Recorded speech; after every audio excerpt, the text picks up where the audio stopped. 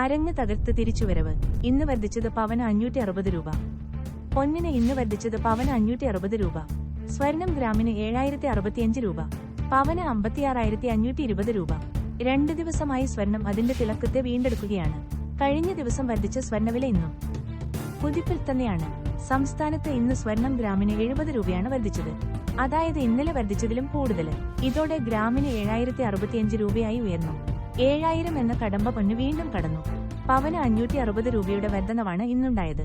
ഇതോടെ പവന്റെ വില 56,520 രൂപ എന്ന നിലയിലെത്തി. ലൈറ്റ് വെയ്റ്റ് ആഭരണങ്ങൾ നിർമ്മിക്കുന്ന 18 കാരറ്റ് സ്വർണത്തിനും ഇന്നും വില വർദ്ധിച്ചു. ഗ്രാമിന് 60 രൂപ വർദ്ധിച്ച് 5830 രൂപ എന്ന നിലയിലാണ് ഇന്നത്തെ വ്യാപാരം.